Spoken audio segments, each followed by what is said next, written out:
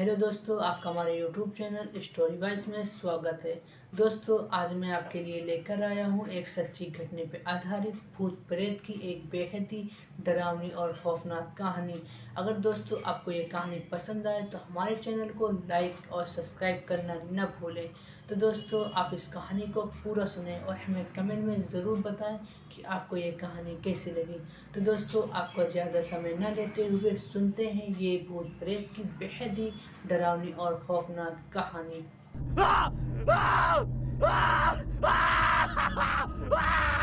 एक अंधेरे कमरे से बड़ी अजीबोगरीब आवाज आ रही थी। उस कमरे के बाहर एक औरत और उसके साथ में सफेद कोट पहने हुए एक आदमी खड़ा हुआ था, जो पेशे से एक डॉक्टर था। सब उन्हें डॉक्टर सिन्हा कहते थे। उस औरत की रो रो कर हालत खराब हो गई थी। डॉक्टर ने कहा, माता जी, आप संभालिए खुद को, जिगर ठीक हो जाएगा।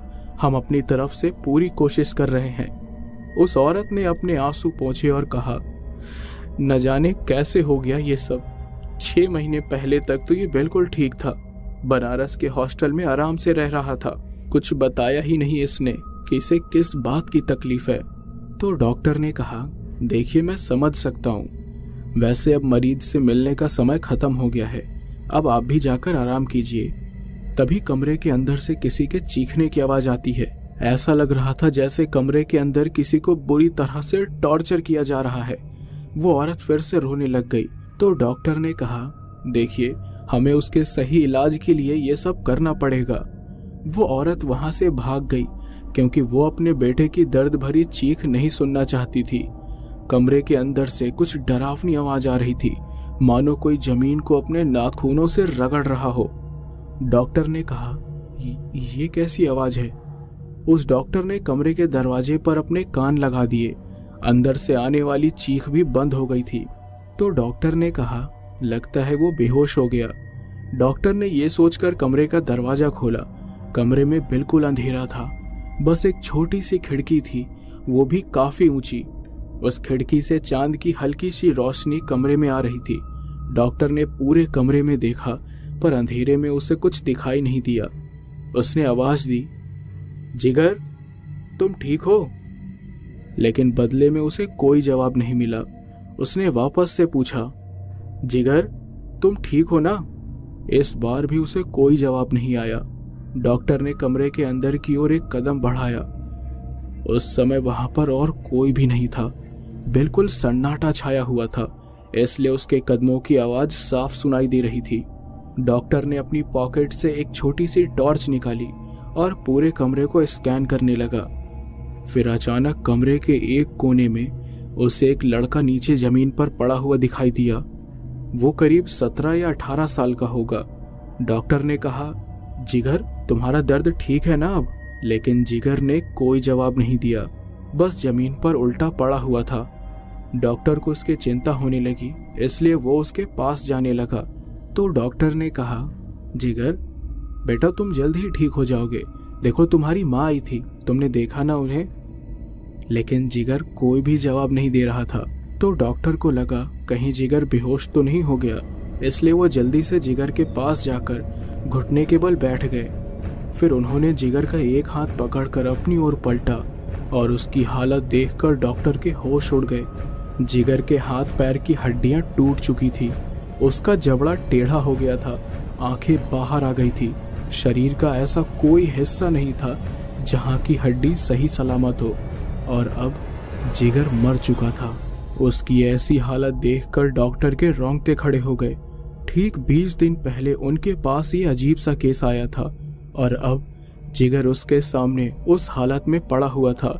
डॉक्टर ने उसे उठाया और उसके वार्ड रूम में ले गए और जल्द ही जिगर की माँ को उसकी मौत की खबर भी मिल गई और वो भागती हुई अस्पताल आई। जिगर की माँ ने जब उसकी हालत देखी तो उससे बर्दाश्त नहीं हुआ और वो जमीन पर बैठकर पागलों की तरह रोने लगी। वो इतना रोई कि वो बेचारी बेहोश ही हो गई। अस्पताल की सारी फॉर्मेलिटी पूरी होने के बाद जिगर का अंतिम संस्कार किया गया। उसकी माँ उस वक्त सदमे में थी। डॉक्टर को भी बहुत बुरा लग रहा था कि वो एक बच्चे को बचा नहीं पाए। उनकी अब तक की हिस्ट्री में वो पहला ऐसा केस था जो बहुत ही ज्यादा अजीब था।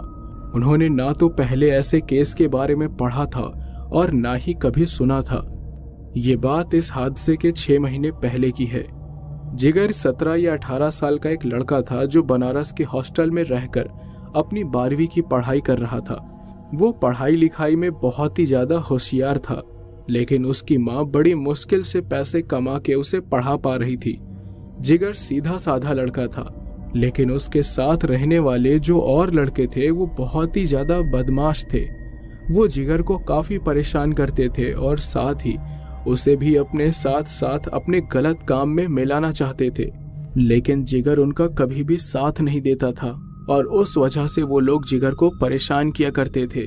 ये सारी बातें जिगर की माँ जानती थी, लेकिन इन बातों पर ज्यादा ध्यान नहीं देती थी, ये सोचकर कि ये सब वो लोग मजाक में करते होंगे। वो जिगर से ये कहती थी कि वो बस अपनी पढ़ाई में ध्यान दे। जिगर की आदत थी कि हर रविवार को जब स्कूल की छुट्टी होती थी तो वो बनारस के घाट में घूमने जाता था। उसे प्रकृति से जुड़कर रहना बेहद पसंद था। वो हमेशा वहां जाता था, इसलिए वहां आसपास रहने वाले लोग भी जिगर को जान गए थे। जिगर वहां खुश तो बहुत था, लेकिन अपने रूममेट की हरकतें ही उसे अच्छी नहीं लगती थी। वो लोग भी कभी कभार घाट में घूमने के लिए आ जाया करते थे। ऐसे ही एक दिन की बात है, जब शाम को जिगर घाट पर बैठा हुआ था और तभी उसके कमरे में रहने वाले 2 लड़के मोक्ष और आयांश घाट पर आए। उन्होंने देखा कि जिगर चुपचाप घाट पर पानी के पास बैठा हुआ है और उसी वक्त उनके दिमाग में मस्ती सूझी। उन्होंने जिगर को पानी में ढकेल दिया। जिगर को तैरना नहीं आता था और वो डूबते हुए चिल्ला रहा था, लेकिन मोक्ष और आयांश उस पर हंसे ही जा रहे थे। आसपास के लोग वहां इकट्ठा हो गए और कुछ लोग जिगर को बचाने के लिए आगे बढ़े, लेकिन उससे पहले ही कोई पानी में कूद गया और जिगर को बाहर ले आया। जिगर बेहोशी की हालत में था। उसने उस आदमी की एक हल्की सी झलक ही देखी थी और वो बेहोश हो गया। जब उसे होश आया तो वो अस्पताल में था और उसकी माँ उसके सामने बैठी हुई थी। उसकी माँ ने कहा, तू ठीक है ना? तो जिगर ने कहा, आप यहाँ कैसे माँ? उसकी माँ ने कहा, हॉस्टल वालों का फोन आया था मेरे पास, मैं तो घबरा ही गई थी। तू चिंता मत कर बेटा, मैंने तेरे टीचर से उन लड़कों की अच्छी शिकायत की है। उन्होंने कहा कि तुझे रहने के लिए एक अलग कमरा दे दिया जाएगा और अब तुझे कोई भी परेशान नहीं करेगा। तो जिगर ने कहा, अच्छा है माँ, वरना सच में मैं उनकी वजह से पागल हो जाता। फिर उसकी माँ ने कहा, अच्छा बेटा अब तू आराम कर। इसके बाद जिगर सो गया। फिर हॉस्टल में कुछ दिन उसके आराम से बीते। उन लड़कों ने टीचर की डर से जिगर को परेशान भी नहीं किया। जिगर को लग रहा था कि अब उसे कोई भी नहीं सताएगा, लेकिन ऐसा नहीं था। मोक्ष, आयांश और उनके 2-3 साथी जिगर को परेशान करने की कोई बड़ी प्लानिंग कर रहे थे। बस उन्हें एक सही मौका चाहिए था ताकि वो जिगर से अपना बदला ले सके।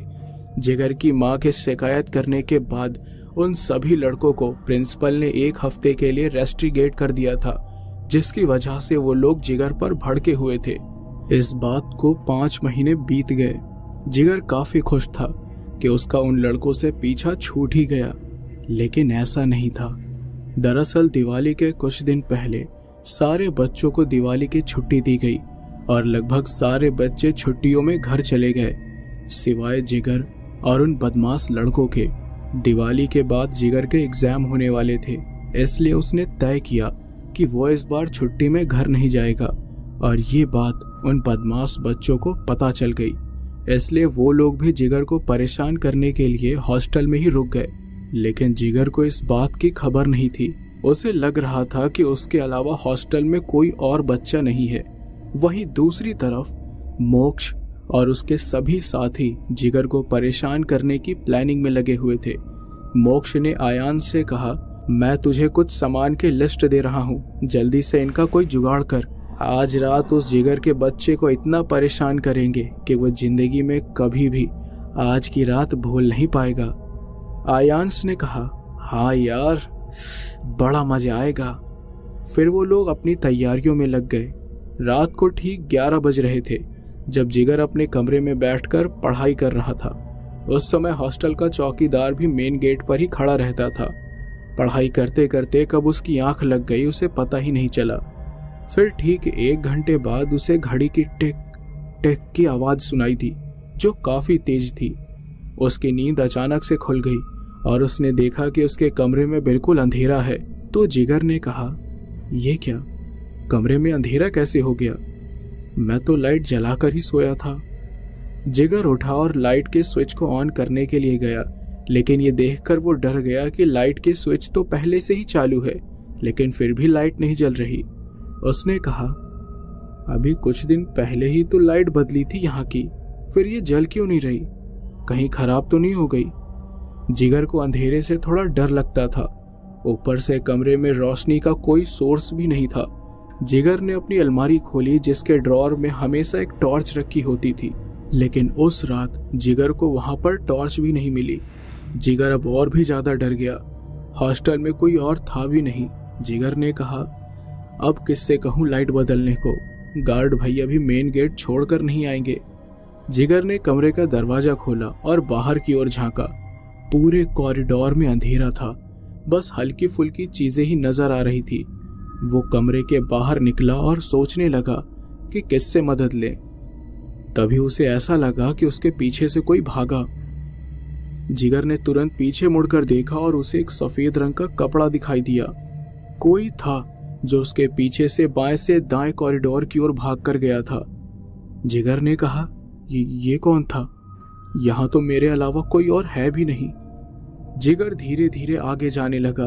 वो ठीक कॉरिडोर के मोड़ पर पहुंचा ही था। मोड़ के पास एक और स्टूडेंट का कमरा था, जिसके दरवाजे में ताला लगा हुआ था। जैसे ही जिगर बाईं ओर मुड़ने वाला था, उस स्टूडेंट के कमरे के अंदर से आवाज आने लगी और जिगर डर के मारे पीछे हट गया। जिगर ने सोचा, कमरे में ताला लगा है तो अंदर से कैसे आवाज आ सकती है? कमरे के अंदर से किसी की दबी हुई रोने की आवाज आ रही थी। जिगर ने कमरे के दरवाजे में अपना कान लगाया और उस आवाज को सुनने लगा। पहले कुछ देर तो वैसे ही रोने की आवाज आई, लेकिन फिर अचानक से आवाज बंद हो गई और जिगर को अपने पीछे से कदमों की आवाज आई। वो झट से पीछे मुड़ा और फिर से उसे सफेद कपड़ों में कोई भागता हुआ नजर आया। जिगर ने चिल्लाकर पूछा, कौन है वहां? कौन है? जिगर उसके पीछे पीछे गया, लेकिन उसे वापस से कोई नजर नहीं आया। जिगर अब कांपने लगा था। पूरे हॉस्टल में वो अकेला था, तो डर लगना तो जाहिर था। फिर अचानक से कॉरिडोर की लाइट जल गई। जिगर बिल्कुल हैरान हो गया था। वो डर के इधर उधर देखने लगा और फिर थोड़ी देर बाद लाइट ब्लिंक करने लगी और करंट की आवाज आने लगी। जिगर अब बहुत ही ज्यादा डर गया था, तो वो सीधे हॉस्टल के बाहर की तरफ भागा। बाहर जाने का चैनल वाला गेट भी बंद था। जिगर को ऐसा लगा जैसे उसके पीछे पीछे कोई आ रहा है। जिगर ने देखा कि चैनल गेट बाहर से बंद है और उस पर ताला लगा है। उसने पीछे कॉरिडोर की ओर देखा। वहां की लाइट वापस बंद हो गई और फिर बिल्कुल सन्नाटा छा गया। जिगर अपनी जगह पर जम सा गया और कॉरिडोर की ओर देखता ही रहा। फिर कुछ मिनट तक कुछ भी नहीं हुआ, लेकिन फिर किसी के कदमों की आवाज आने लगी।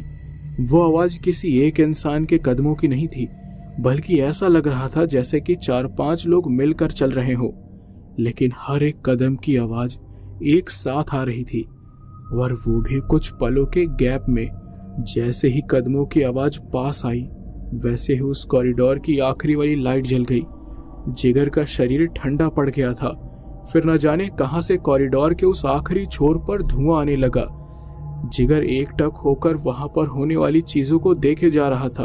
फिर उसे धुएं के बीच में कुछ लोग दिखाई दिए। उनकी आंखें चमक रही थी, लेकिन बाकी सब कुछ बिल्कुल काला दिखाई दे रहा था। जिगर अपने होश में आया और चिल्लाया, कोई है? बचाओ, दरवाजा खोलो, कोई खोलो, हेल्प मी। धुआं आगे बढ़ रहा था और साथ साथ वो लोग भी। जिगर चैनल के गेट को पकड़कर हिलाने लगा और चिल्लाता रहा, लेकिन कोई भी उसकी मदद के लिए नहीं था। वो रोने लगा। फिर लाइट वापस बंद हो गई और अंधेरे में वहां जो कुछ भी हो रहा था वो और भी ज्यादा डरावना दिखने लगा। जिगर की हालत अब और ज्यादा खराब होने लगी। जिगर उन लोगों को ही देखे जा रहा था, लेकिन फिर जब उसने गेट के ताले की ओर देखा तो उसके होश ही उड़ गए। वो ताला खुला हुआ था। जिगर ने कुछ सोचे समझे बिना उस गेट को खोला और बाहर की ओर भागा। हॉस्टल का पूरा एरिया सुनसान पड़ा हुआ था। मेन गेट पर गार्ड भी नजर नहीं आ रहा था। हॉस्टल के ठीक पीछे छोटे बच्चों के लिए एक गार्डन बनाया गया था जहां कुछ झूले वगैरह लगे हुए थे। हॉस्टल से दूर जाने के लिए जिगर उसी गार्डन की ओर भागा। गार्डन में थोड़ी लाइट जल रही थी जिससे जिगर को थोड़ा अच्छा महसूस हुआ। वो बहुत ज्यादा डर गया था, इसलिए वहीं पर एक झूले में बैठ गया। वो बैठकर होने वाले हादसे के बारे में सोच ही रहा था और अपनी सांसें नॉर्मल करने की कोशिश कर रहा था, जो कि डर के कारण तेज हो गई थी। फिर करीब 10 मिनट ही हुए थे उसे वहां पर बैठे और सब कुछ नॉर्मल था, पर उसके बाद कुछ ऐसा हुआ जो किसी के भी रोंगटे खड़े कर दे। उसके बगल में जो झूला बंधा हुआ था वो अपने आप ही हिलने लगा, और वो भी बिना हवा के। झूले की आवाज सुनकर जिगर के कान खड़े हो गए। उसकी आंखें फटी की फटी रह गई, रोंगटे खड़े हो गए और वो अपनी जगह से हिल भी नहीं पाया। झूला अपने आप हिलकर जोर जोर से आवाज करने लगा, जैसे कि कोई उस पर बैठकर झूला झूल रहा हो। जिगर की हालत तब और भी ज्यादा खराब हो गई जब झूला हवा में जाकर ही आगे की ओर अटक गया, यानी कि झूला वापस अपनी जगह पर आया ही नहीं। वो झट से अपनी जगह से उठकर खड़ा हुआ और पीछे की तरफ जाने लगा। पीछे जाते हुए उसे एहसास ही नहीं हुआ कि उसके पीछे एक बड़ा सा पत्थर रखा हुआ है और उसके पीछे कुछ पौधे लगे हैं। इसलिए उसका पैर पत्थर से टकरा गया और वो सीधे पौधों के बीच में जा गिरा। जिगर पौधों के बीच में फंस गया था, जिससे ऐसा लगा कि किसी ने उसे जकड़ लिया हो। इसलिए वो जोर जोर से रोते हुए चिल्लाने लगा, कोई है, बचाओ, छोड़ दो मुझे, जाने दो, माँ मुझे बचा लो। इतने में ही उसे कुछ लोगों की जोर से हंसने की आवाज आई। जिगर ने चिल्लाना बंद कर दिया और उसने देखा कि सामने मोक्ष, आयांश और उनके दोस्त खड़े हैं और उस पर हंस रहे हैं।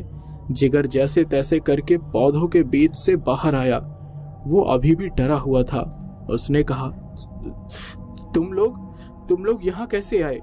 तुम लोग तो छुट्टी में घर गए थे ना? मोक्ष उसके पास आया और उसके बालों को जोर से खींचा। जिगर को बहुत ही ज्यादा दर्द हो रहा था। मोक्ष ने कहा, तुझे मजा चखाने के लिए हम गए ही नहीं। तेरी माँ ने हमारी शिकायत की और हमें सजा मिली। अपनी माँ से हमारी शिकायत करके तूने अच्छा नहीं किया बेटा। जिगर ने उसे धक्का दिया और बोला, तुम लोग मुझे परेशान करना बंद क्यों नहीं करते? अरे आखिर मैंने क्या बिगाड़ा है तुम्हारा? ये सब कुछ तुम लोगों ने किया है ना? तुम्हें पता है कि मैं कितना डर गया था। ये बातें सुनकर आयांश हंसने लगा और बोला, तू साले इतना डरपोक है, थोड़ी सी कोशिश से डर गया, लेकिन हमें मजा बहुत आया। जिगर को ये सुनकर गुस्सा आया। उसने आयांश को जाकर एक थप्पड़ मार दिया और सारे लोग उसे हैरान होकर देखने लगे। आयांश को बड़ा गुस्सा आया और उसने चिल्लाकर बोला, साले तू मुझे मारेगा? तेरी तो। आयांश ने उसका कॉलर पकड़ा और जमीन पर गिरा दिया और फिर उसे बहुत मारा। बाकी लोग भी उसे मारने लगे। जिगर को बहुत चोट लगी। उसकी नाक और मुंह से खून निकलने लगा था। जिगर जैसे तैसे करके खड़ा हुआ और उन लोगों को धक्का देकर भागा। मोक्ष और बाकी सब भी उसके पीछे दौड़े उसे पकड़ने के लिए। जिगर भागते भागते मेन गेट के पास पहुंच गया, लेकिन वहां पर बड़ा ताला लगा हुआ था। जिगर ने देखा कि मोक्ष लोग उसे पकड़ने के लिए पीछे ही आ रहे हैं, तो वो मेन गेट को चढ़कर पार करने की कोशिश करने लगा। गेट काफी ऊंचा था, लेकिन वो किसी तरह चढ़ गया और गेट के दूसरी तरफ कूद गया। वो ठीक से कूद नहीं पाया, इसलिए उसके पैर में मोच आ गई। बाकी लोग भी गेट को चढ़कर पार करने की कोशिश में थे। इतने में जिगर उठकर लंगड़ाते हुए वहां से जाने लगा, और जब तक बाकी लोग दरवाजे की दूसरी ओर कूद पाते, जिगर वहां से जा चुका था। चलते चलते जिगर बनारस के उस हिस्से में पहुंच गया जहां वो पहले कभी नहीं गया था। वो सीधे बनारस के सिद्ध मसान में जा पहुंचा। तो जिगर ने कहा, ये मैं कहाँ आ गया? कहाँ जाऊं मैं? मुझे कुछ भी समझ नहीं आ रहा। लेकिन इतने में ही उसे कुछ मंत्रों का जाप सुनाई दिया। जिगर को वो आवाज शमशान की ओर से आ रही थी, इसलिए वो सीधे वहां पर जा पहुंचा। उसने देखा कि एक आदमी हवन में आहुति देते हुए कुछ मंत्र पढ़ रहा है।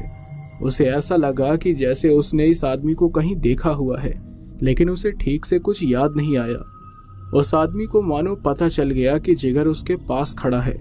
उस आदमी ने कहा, क्या चाहिए? जिगर डर गया और घबराते हुए बोला, कुछ नहीं, मैं बस यहाँ से गुजर रहा था तो आ गया। जिगर वहां से जाने लगा, लेकिन उस आदमी ने कहा, ठहरो, तुम वही हो ना जिसे मैंने डूबने से बचाया था। जिगर हैरान हो गया। उसे तब याद आया कि बेहोश होने से पहले उसने इस आदमी की हल्की सी झलक देखी थी। जिगर ने कहा, अच्छा वो आप थे, मुझे याद नहीं था, माफ कीजिएगा और शुक्रिया मेरी जान बचाने के लिए। उस आदमी ने कुछ नहीं कहा, बस जिगर को घूर घूर कर देखने लगा। तो जिगर ने पूछा, वैसे आप कौन हैं? उस आदमी ने कहा, अघोरी, अघोरी कहते हैं हम जैसे लोगों को। मसान में रहकर माँ काली की पूजा करता हूं मैं। जिगर के चेहरे पर लगी चोट को देखकर अघोरी ने पूछा, तुम्हें ये चोट कैसे लगी? जिगर कुछ कहने से घबरा रहा था। अघोरी ने उसे अपने पास बुलाया। जिगर ने कहा, क्या हुआ? उस अघोरी ने उसका हाथ पकड़ा और अपनी आंखें बंद करके कुछ देखा। सारी बात जानने के बाद उसने कहा, उनसे बदला लेना चाहते हो? जिगर अचंभे में था। उसने पूछा कि क्या मतलब आपका? तो अघोरी ने कहा, जिन लड़कों ने तुम्हें परेशान किया है उनसे बदला ले सकते हो तुम। जिगर हैरान हो गया और बोला, वो कैसे? अघोरी ने पूछा, पहले बताओ कि क्या सच में उनसे बदला लेना चाहते हो? जिगर ने अपने साथ हुए हर एक हादसे को याद किया। वो सीधा साधा जरूर था, लेकिन गुस्सा भी भरा हुआ था उसके मन में। तो उसने कहा, हाँ, मुझे लेना है बदला उन सभी लड़कों से। ये सुनकर अघोरी खुश होकर बोला, ठीक है, फिर मैं उन्हें भी वैसी ही तकलीफ दे सकता हूँ जैसे उन्होंने तुम्हें दी है, लेकिन उसके बाद मैं जो भी मांगूंगा वो तुम्हें देना ही पड़ेगा। बोलो, मंजूर है? जिगर ने कहा कि क्या करेंगे आप? तो अघोरी ने कहा, काले जादू जैसी ही एक चीज। ये सुनकर जिगर के होश उड़ गए। जिगर ने कहा, नहीं नहीं, ये बहुत खतरनाक है, मैं ये गलत काम नहीं करूंगा। अरे उन्हें सबक सिखाने के और भी तो तरीके हैं ना। तो अघोरी ने कहा, वो तरीके उन लोगों पर अपनाए जाते हैं जिनके सुधरने की कोई गुंजाइश होती है। जो लड़के तुम्हारे पीछे पड़े हुए हैं वो कभी सुधरेंगे नहीं, बल्कि अगर तुमने उनके खिलाफ कुछ किया तो वो तुम्हें और परेशान करेंगे। एक नमूना तो तुम देख ही चुके हो। जिगर ने इस बारे में सोचा और कहा, हाँ, लेकिन काला जादू बहुत बुरी चीज होती है। मुझे याद है बचपन में हमारे पड़ोस में एक औरत को मैंने काला जादू करते हुए देखा था। जिस पर वो काला जादू करती थी वो बेचारा तड़प तड़प कर मरा था, और मैंने जब उसका काला जादू देखा था तो मैं भी कई हफ्तों तक बीमार पड़ा रहा। और अगर उन लड़कों की जान को भी खतरा हुआ तो अघोरी ने कहा, क्या तुम्हें उन्हें देखकर इतना गुस्सा नहीं आता कि तुम उनकी जान ले लो? अरे वो तुम्हें इतना परेशान करते हैं, तुम्हारी जान की भी नहीं पड़ी उन्हें, तो तुम क्यों सोच रहे हो उनके बारे में? ये सारी बातें सुनकर जिगर सोच में पड़ गया और उसे अघोरी की बात सही लगी। फिर अघोरी ने कहा, डरो मत, तुम्हें कुछ भी नहीं होगा। जो होगा उनके साथ होगा और किसी को पता भी नहीं चलेगा कि उनके साथ क्या हो रहा है। लेकिन बाद में तुम्हें मेरी बात भी माननी पड़ेगी। बोलो, मंजूर है? जिगर ने कहा, जी, क्या करना पड़ेगा उसके लिए मुझे? तो अघोरी ने कहा, वो मैं तुम्हें बाद में बताऊंगा, अभी तुम बताओ तुम्हें मंजूर है या नहीं? जिगर ने कहा, मुझे उनकी जान नहीं लेनी। अघोरी को फिर गुस्सा आने लगा। वो बोला, अगर बदला नहीं चाहिए तो जाओ यहाँ से और भुगतो। ये सुनकर जिगर डर गया। उसे याद आया कि कैसे उन बच्चों ने उसे मारा था, और अगर वो वहां से नहीं भागता तो शायद उसे मार भी डालते। जिगर को अब और गुस्सा आने लगा। उसने कहा, मुझे बदला लेना है उनसे।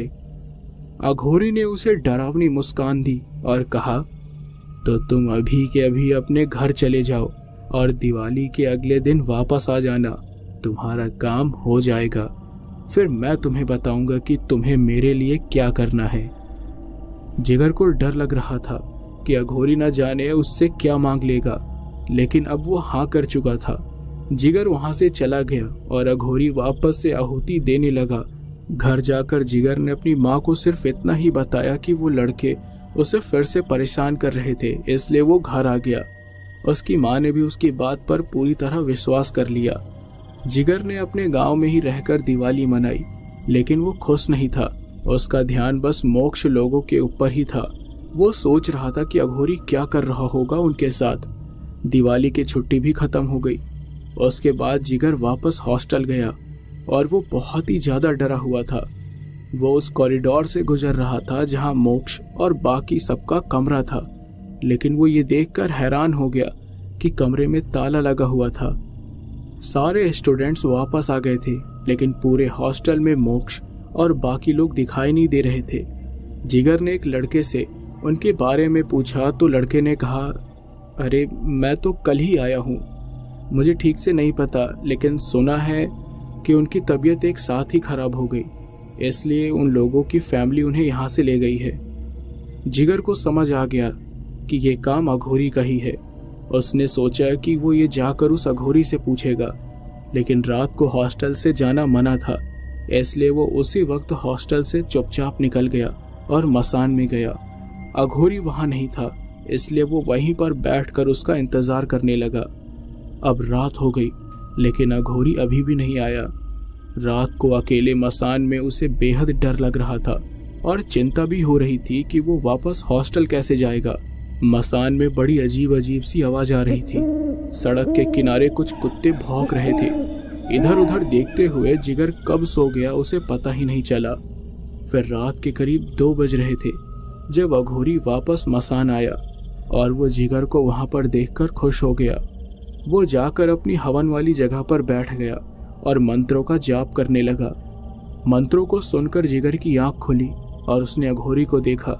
जिगर घबराते हुए बोला, आपने क्या किया है उन लोगों के साथ? अघोरी मंत्रों का जाप करता गया।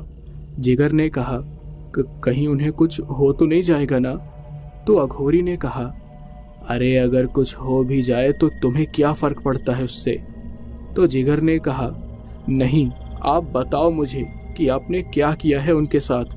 तो उस अघोरी ने कहा, कुछ ऐसा जो उनकी एक एक हड्डी में इतना दर्द देगा जितनी हड्डी टूटने पर होता है।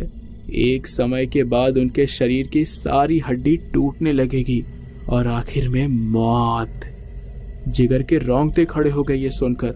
उसने सपने में भी नहीं सोचा था कि तंत्र विद्या इतनी खतरनाक भी हो सकती है और कोई ऐसा काम भी कर सकता है।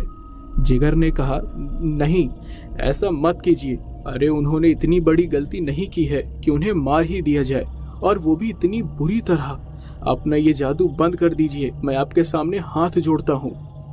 तो अघोरी ने कहा, वो उसके बाद भी तुम्हें बेहद परेशान करेंगे, कोई मतलब नहीं होगा इस तंत्र विद्या का। तो जिगर ने कहा, हाँ, वो सब ठीक है, लेकिन मैं किसी की मौत का कारण नहीं बनना चाहता। तो अघोरी ने कहा, मैं अपने इतने दिनों की साधना को बर्बाद नहीं होने दूंगा, अब कुछ नहीं हो सकता। जिगर ने कहा, मैंने कहा ना कि आप ये सब बंद कर दो। आपको मुझसे जो चाहिए मैं दूंगा, लेकिन आप उन पर से अपनी विद्या हटा लो।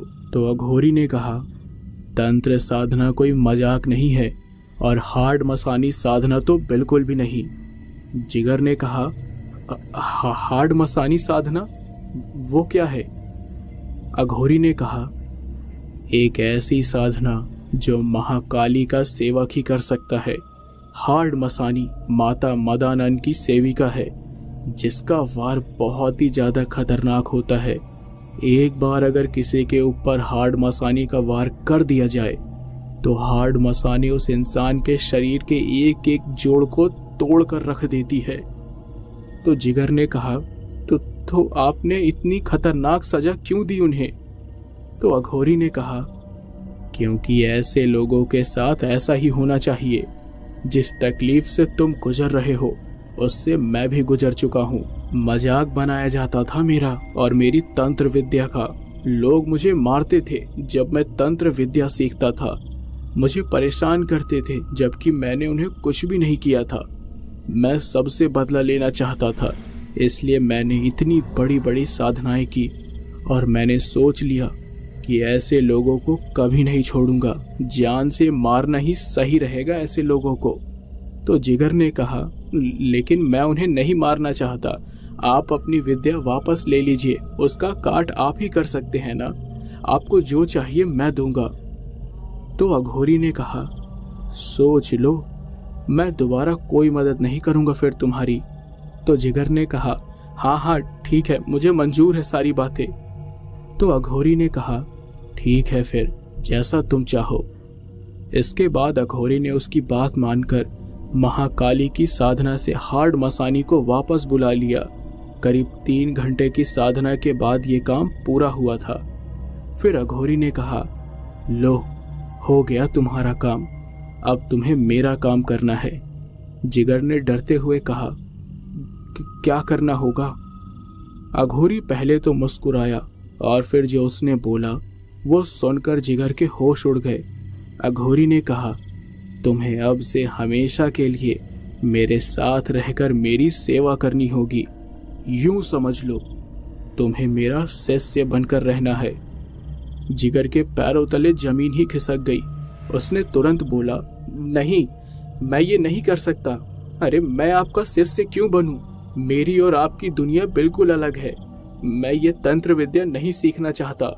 तो अघोरी ने कहा, मैंने जो मांगा है वो तुम्हें देना होगा, वरना तुम जानते हो कि मैं कितना खतरनाक हूँ। मैं कुछ भी कर सकता हूँ तुम्हारे साथ। ये सुनकर जिगर डर गया और कांपने लगा। वो बिना कुछ बोले ही वहां से तेजी से भागा और हॉस्टल के बजाय सीधे अपने गांव जाने वाली बस पकड़कर गांव चला गया। उसकी माँ ने जब उसे देखा तो उससे पूछा कि क्या हुआ बेटा, तू वापस क्यों आया? लेकिन उसने कोई जवाब नहीं दिया। वो अपनी माँ को कुछ भी बता नहीं पा रहा था। जिगर को लगा कि बनारस से इतने दूर आने के बाद वो अघोरी उसका कुछ भी नहीं कर पाएगा, लेकिन वो नहीं जानता था कि वो कहीं भी चला जाए अघोरी की साधना से बच नहीं पाएगा। जिगर को घर आए 2 दिन बीत गए थे और कुछ भी नहीं हुआ था उसे, लेकिन तीसरे ही दिन से अघोरी की साधना का खतरनाक असर उस पर होने लगा। उस रात जिगर अपने कमरे में आराम से सो रहा था और अचानक से उसके सर में बहुत ही ज्यादा दर्द होने लगा। जिगर इधर उधर करवट लेकर सोने लगा, लेकिन नींद नहीं आई उसे। दर्द और बढ़ गया, जिस वजह से वो सीधे बैठ गया। कुछ देर बाद वो उठा और सर दर्द की दवाई लेकर वापस सो गया। उसके लिए ये दर्द आम बात थी, लेकिन वो नहीं जानता था कि ये कोई आम दर्द नहीं है, बल्कि हार्ड मसानी के जरिए दिया हुआ दर्द है। रात भर उसका सर दर्द करता रहा, जिसकी वजह से वो सो नहीं पाया। उसने अपनी माँ को इस बारे में कुछ भी नहीं बताया। कुछ दिनों तक उसकी ऐसी ही हालत रही और वो चिड़चिड़ा सा हो गया। उसकी माँ को उसका बर्ताव अजीब लगा, लेकिन बार बार पूछने के बाद भी वो कुछ नहीं बता रहा था। कुछ दिनों के बाद जिगर को अब और भी ज्यादा तकलीफ होने लगी। एक रात जब वो सो रहा था तो उसे ऐसा लगा कि उसके सर के पास कोई बैठा हुआ है। साथ ही साथ उसे अजीब अजीब से सपने भी आने लगे, जिसमें कोई उसके कानों में जोर जोर से चिल्ला रहा था। इस वजह से उसका सर फटा जा रहा था। वो उठकर अपना सर पकड़कर बैठ गया। उसके आसपास कोई नहीं था। उससे दर्द बर्दाश्त नहीं हो रहा था। तो फिर वो अपनी माँ के पास आया और बोला, माँ, सर में बहुत दर्द हो रहा है, क्या करूँ मैं? मुझे अजीब अजीब से सपने भी आ रहे हैं और मैं सो भी नहीं पा रहा। उसकी माँ ने कहा, बेटा दवाई लेके आराम कर ले, कल सुबह हम डॉक्टर के पास जाएंगे। जिगर के पास अब और कोई रास्ता भी तो नहीं था, इसलिए वो दवाई लेकर सोने की कोशिश करने लगा, पर कोई फायदा नहीं हुआ। लेकिन कुछ ही देर बाद अचानक से उसके हाथ पैर में दर्द शुरू हो गया, और वो भी इतना भयंकर दर्द जैसे कि कोई उसके हाथ पैर को मोड़ रहा हो। तभी जिगर के मन में अचानक से ये बात आ गई, कहीं अघोरी की मसानी साधना का असर तो नहीं है ये। वो उसकी बात याद करके डरने लगा। उसके चेहरे का खौफ देखकर कोई भी बोल सकता था कि उसके साथ कुछ तो हुआ है।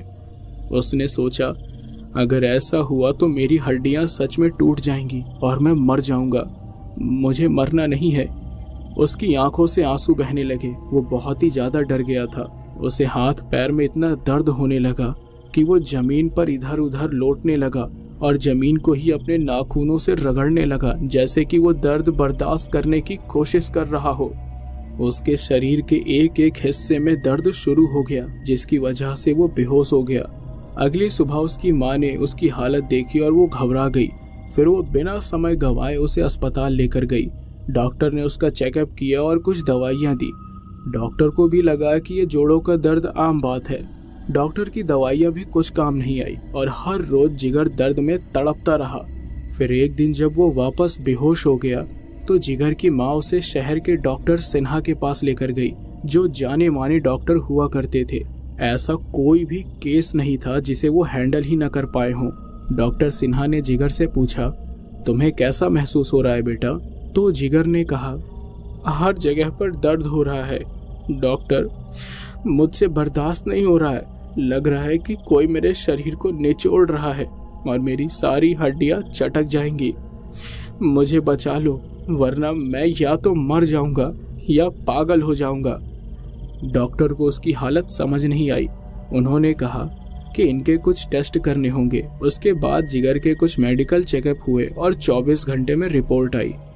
रिपोर्ट देखकर डॉक्टर को कुछ समझ नहीं आया कि आखिर जिगर को हो क्या रहा है, क्योंकि रिपोर्ट में सब कुछ नॉर्मल था। डॉक्टर ने जिगर की माँ से कहा, देखिए माताजी, मुझे लग रहा है कि ये दर्द सिर्फ वहम है। मेरा मतलब कि ये आपके बेटे के दिमाग में बैठ गया है कि उसके शरीर की हड्डियां टूट जाएंगी और इस वजह से उसकी बॉडी में दर्द हो रहा है। उसे कुछ भी नहीं हुआ है, सब कुछ ठीक है। तो जिगर की माँ ने कहा, लेकिन डॉक्टर साहब, उसे ऐसा क्यों लग रहा है? ऐसा कैसे हो सकता है? तो डॉक्टर ने कहा, देखिए, साइकोलॉजी के हिसाब से अगर किसी इंसान के मन में कोई बात बैठ जाती है तो वही होता है। यानी अगर कोई इंसान बार बार ये सोचेगा कि अभी उसे एक सांप काटेगा और उसकी मौत हो जाएगी, तो उस समय अगर उसे एक सुई भी चुभा दी जाए तो उस इंसान की मौत हो जाएगी, क्योंकि उसकी बॉडी उसी तरह काम करेगी जैसा वो सोच रहा है। सुई चुभने पर उस इंसान के दिमाग में ये बात होगी कि उसे सांप ने काटा है और वो मर जाएगा। बस यही हो रहा है जिगर के साथ। कोई दर्द नहीं है उसे, उसके दिमाग में ये बात बैठ गई है बस। डॉक्टर ने यही बात जिगर को भी समझाई, पर जिगर जानता था कि इसके पीछे अघोरी का हाथ है।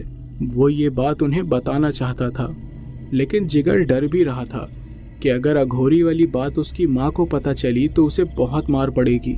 इसलिए वो चुप रहा। फिर करीब 15 दिन बीत गए थे जिगर को वो दर्द सहते सहते, और उसकी हालत बहुत ही ज्यादा खराब हो गई थी। डॉक्टर ने इसकी वजह जानने की बड़ी कोशिश की, लेकिन उनकी जिंदगी में ये पहला इतना अजीब केस आया था। डॉक्टर को लगा कि जिगर को सोचने समझने के लिए एक शांत जगह की जरूरत है, ताकि वो समझ सके कि उसके दिमाग का वहम है। इसलिए उन्होंने फैसला किया कि वो लोग उसे एक कमरे में बंद कर देंगे, ताकि वो शांति से बैठकर कुछ सोच समझ पाए। जिगर कभी कभी दर्द में इतना चिल्लाने लगता था कि आसपास की चीजें उठाकर पटकता रहता था। एक ये भी वजह थी कि उसे कमरे में बंद रखना था। जिगर की माँ को इलाज करने का ये तरीका कुछ समझ नहीं आया। उसे लगा कि ऐसे पागल मरीजों को बंद करके रखा जाता है। तो डॉक्टर सिन्हा ने उसे एक कमरे में बंद कर दिया और बाहर के कमरे को लॉक कर दिया। उसकी माँ को उससे मिलने के लिए रोज 15 मिनट का समय दिया जाता था।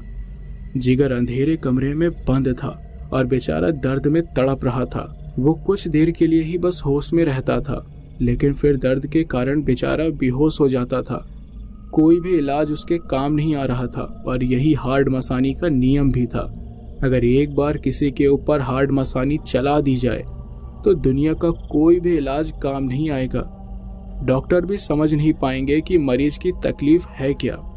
इसका काट या तो वो कर सकता है जिसने हार्ड मसानी चलाई है, या फिर कोई सिद्ध कपालिक या अघोरी। जिगर पागलों की तरह चिल्लाता रहता था, रोता रहता था और जमीन को खरोचता रहता था। उसे लगता था कि उसके सिर पर कोई मंडरा रहा है, लेकिन आसपास कोई दिखाई नहीं देता था। 19 दिन बीत गए थे और 20वां दिन हार्ड मसानी का आखिरी दिन होता है। उस रात जब जिगर की माँ रोते हुए भाग गई और डॉक्टर दरवाजे के बाहर कान लगाए हुए जिगर की आवाज सुन रहा था, तब जिगर के साथ कुछ बहुत भयानक हुआ। जिगर जमीन पर पड़ा हुआ था, पूरा शरीर पसीने से भीगा हुआ था शरीर में भयंकर दर्द था। उसके गले से अब आवाज भी नहीं निकल रही थी। बिल्कुल शांति छा गई थी वहां कि अचानक से जिगर का हाथ पैर अपने आप मुड़ने लग गया और कट कट हड्डियों की आवाज आने लगी। जिगर जोर से चिल्लाया, फिर ऐसे ही उसके पैर और बाकी शरीर की हड्डियां टूटने लगी, जिसकी वजह से जिगर ने उसी कमरे में दम तोड़ दिया। जब उसकी चीखें बंद हो गई तो डॉक्टर ने दरवाजा खोला और आगे क्या हुआ ये तो आप पहले से ही जान चुके हैं। एक गलत कदम जिगर को मौत के पास ले गया। उसकी कोई गलती नहीं थी, लेकिन तंत्र विद्या की तरफ हाथ बढ़ाकर उसने अपनी बर्बादी को दावत दे दिया। और उसके बाद उसने ये गलती की कि अपनी माँ को कुछ भी नहीं बताया। अगर वो अपनी माँ को सब कुछ सच सच बता देता तो शायद किसी बड़े या सिद्ध अघोरी या कपालिक की मदद से हार्ड मसानी से छुटकारा मिल जाता, लेकिन उसने चुपचाप रहना ही सही समझा, जिसका नतीजा ये हुआ कि उस अघोरी की तंत्र विद्या की जाल में फंसकर उसने अपनी जान गंवा दी। तो दोस्तों, ये भूत और प्रेत की बेहद ही डरावनी और खौफनाक कहानी यहीं पे समाप्त होती है। अगर आपको पसंद आई हो तो हमारे चैनल को लाइक और सब्सक्राइब करना न भूलें। और दोस्तों, हमें कमेंट में ज़रूर बताएं कि आपको ये कहानी कैसी लगी। तो दोस्तों, हम आपसे मिलते हैं अगली वीडियो में। जब तक के लिए गुड बाय।